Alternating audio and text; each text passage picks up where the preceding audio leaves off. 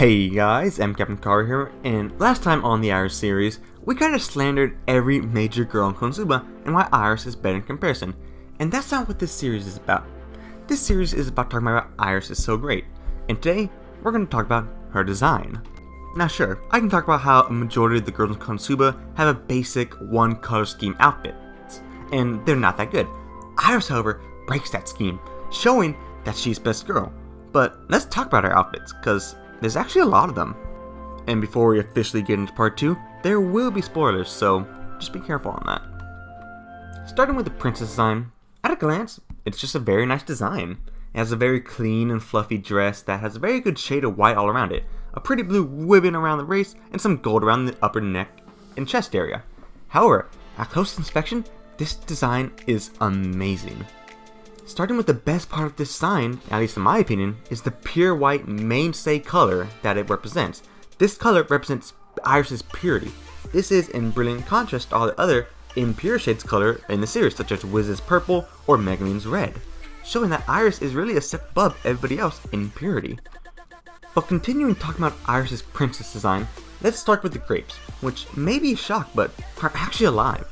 The grapes had once fought Iris in an amazingly brutal battle when she was young, and submitted when she won, and now serve as emergency rations in case she's ever in need of food.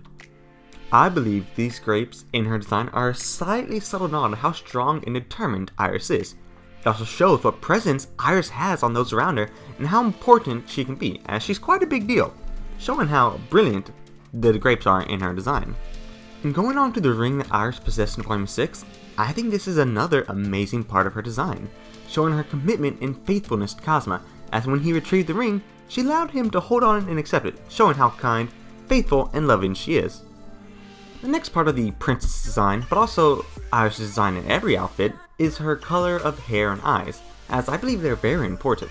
The blue eyes and blonde hair signify her nobility, as a good portion of nobility in the Konosuba world had the same eye and hair color, although not all.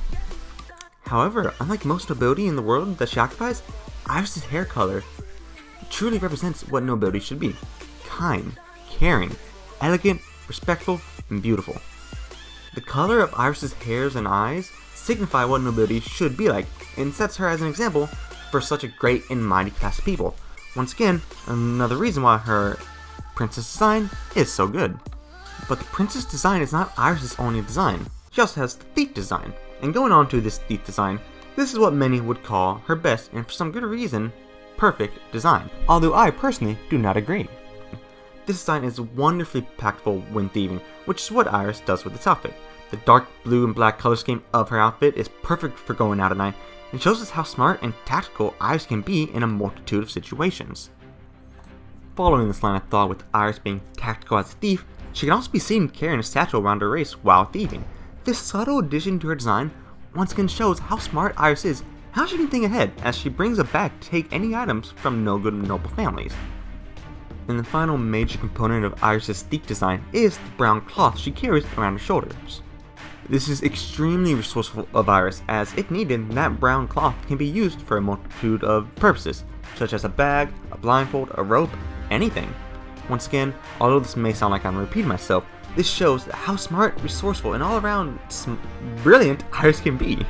Going on to another one of Iris' expertly crafted designs, we can move on to her night design as seen in Volume 10. In this volume, Iris can be seen with a beautifully built blue and white armor used for adventuring. This white and blue once again represents not only her purity, but the tranquility she feels. Continuing the discussion of Night Iris, it is also worth mentioning the gauntlets and boots she wears for defense, as this illustrates that she's a very up-close and down-and-dirty fighter, which is pretty important. There's also a brilliant contrast between the blue and white outfit and the golden blonde hair that represents the purity of nobility in royal family, which I personally like. But moving away from the really major designs of Iris, let's go on to some of the lesser designs, the first one being the maid design. While some may see Maid Iris as sort of a throwaway design made for a joke, I would beg to differ.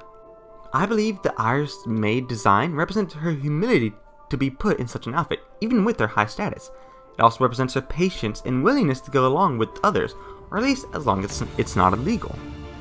And if I were to be a little bit personal for a moment, Maid Iris is extremely cute and I love her oh so much. She's great, man! Moving on to the final design, we have the Liz design for Iris, which is really just the princess design, but with the cloak around her. So while simple, I love this design. I think the design really shows her childlike nature and her innocence and gullibility, because she thinks that this is a good disguise, but everyone who knows her knows it's her, and I think that's really showing on her character. And today's the end of part 2. But notice that we never talked about her character specifically. We only talked about her designs and how it showcases her characters, showing how amazing Iris's designs really are. But anyway, I hope you guys enjoyed today's video. Don't forget to like, comment, subscribe, and I hope to see you next week in part 3 of the Iris series. Peace.